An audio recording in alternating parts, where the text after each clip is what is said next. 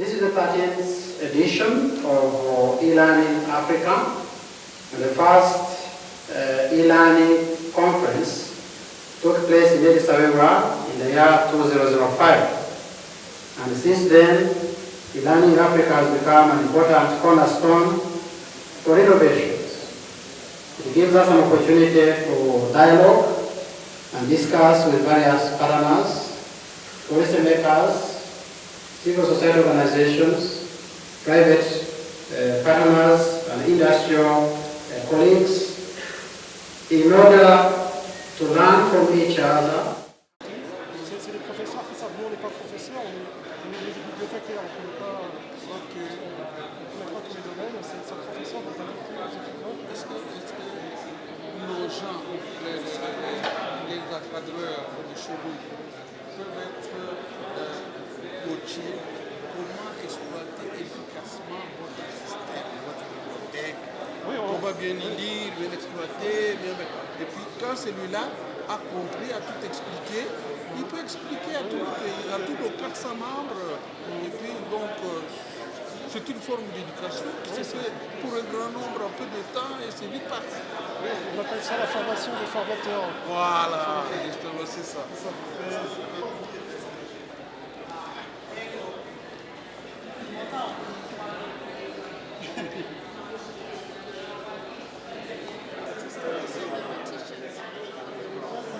Of course, so for continuous training and education, yes. Sure. So what I'll do is I'll give you my card.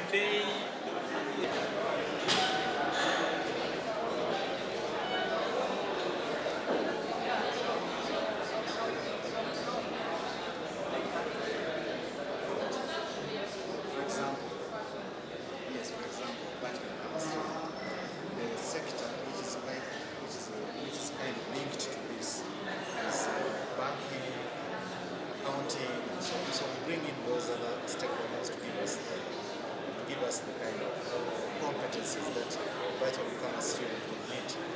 And the kind of activity. The idea behind conferences is for people to meet and to learn from each other. Nowadays, with the internet, you can find out anything you want to on the internet and see YouTube videos and have a lot of access to information and even find speeches of experts. But conferences have a different function. They let people meet, they let people learn from each other in best practice, and they result in discussions where you find out information you would never find out online.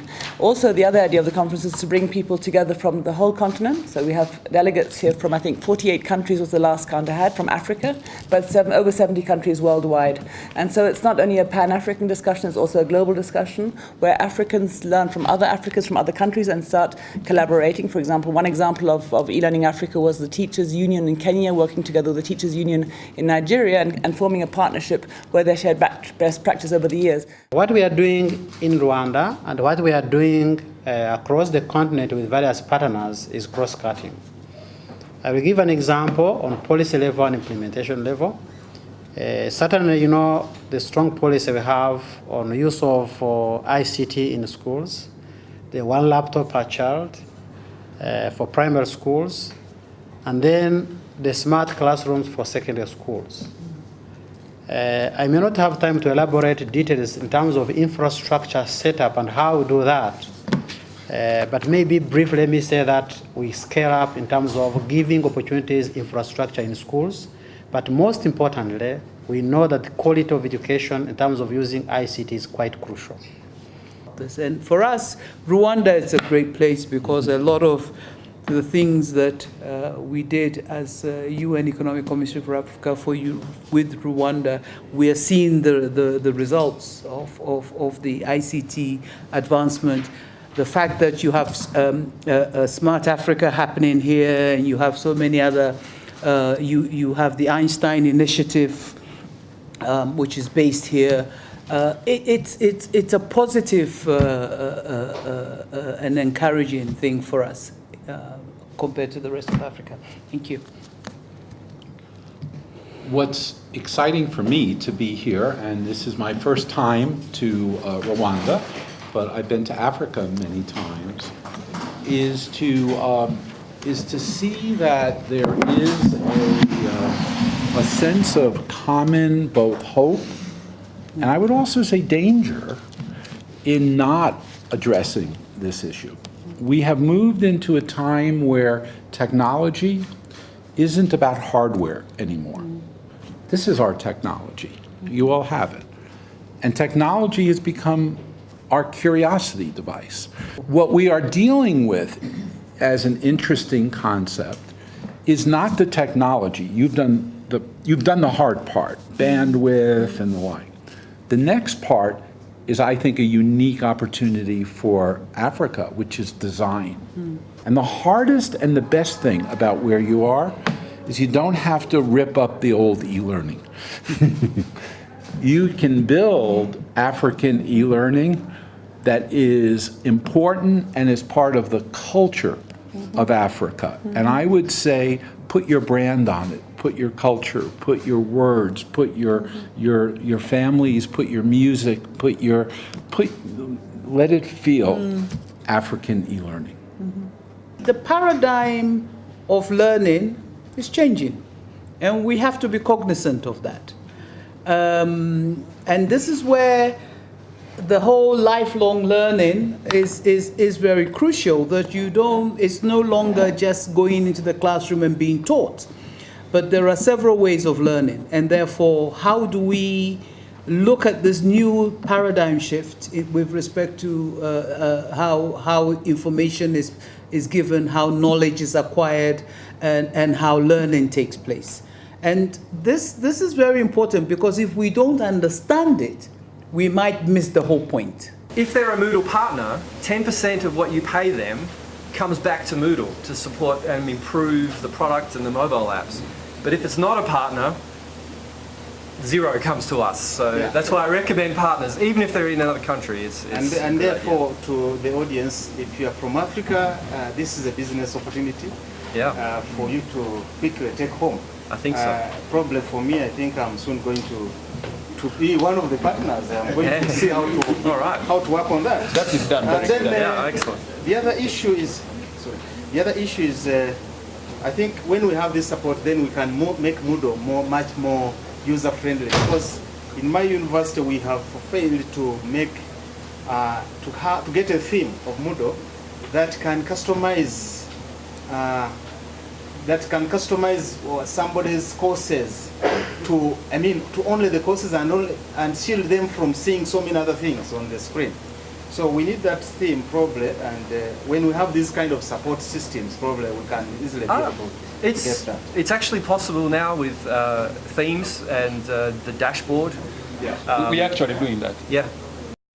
It is my pleasure to be here today. My mother language is French.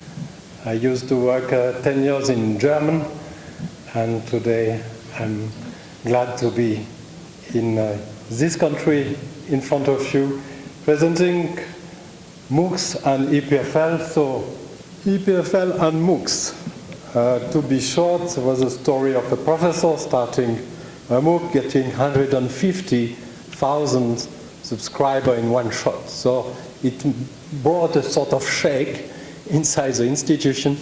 This reflects how learning is changing. So why are we doing MOOCs? MOOCs are usually not very useful for skill building. So if you want to build skills, MOOC's not your choice. MOOC is good for large awareness raising, climate change, gender sensitization, sanitation practices, etc. Pedagogy is very important in designing a MOOC. So what we do, as I said before, we've mixed pedagogical models.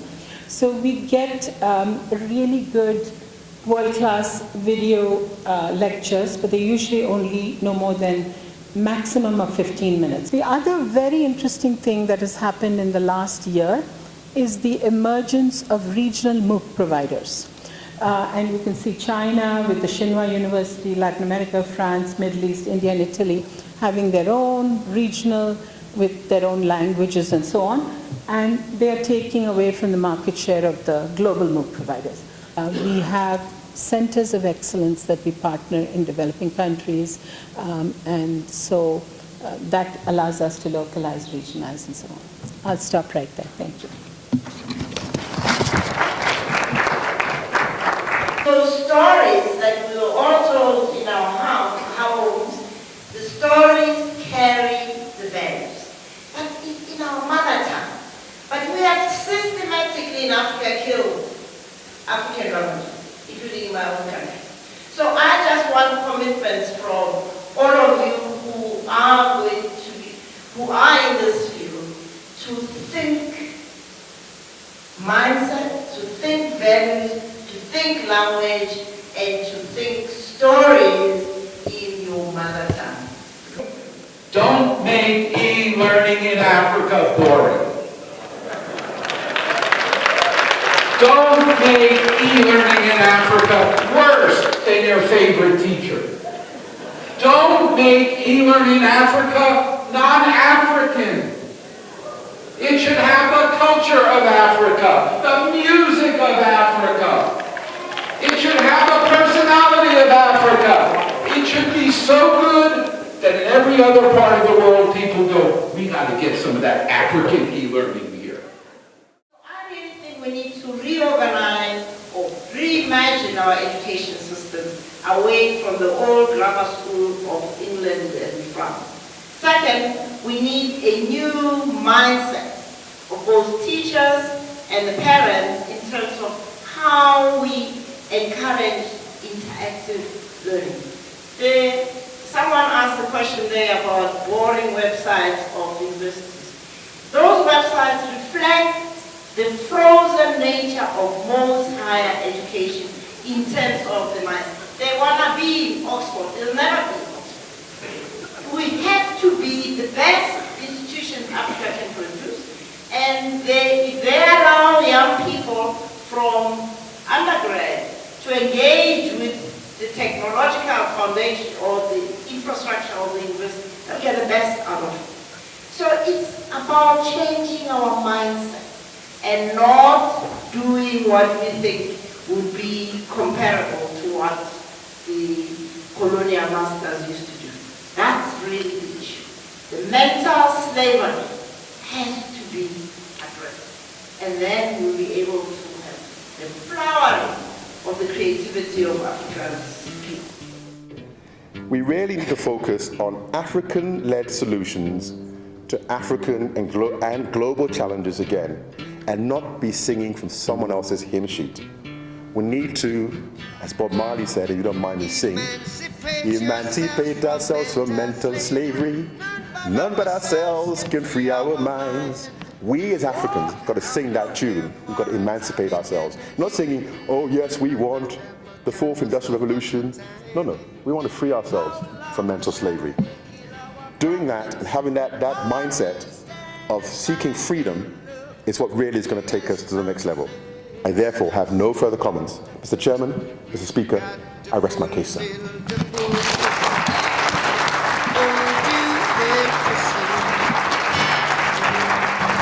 These songs of freedom is all I ever had. Redemption songs, all I ever had. Redemption songs, these songs of freedom.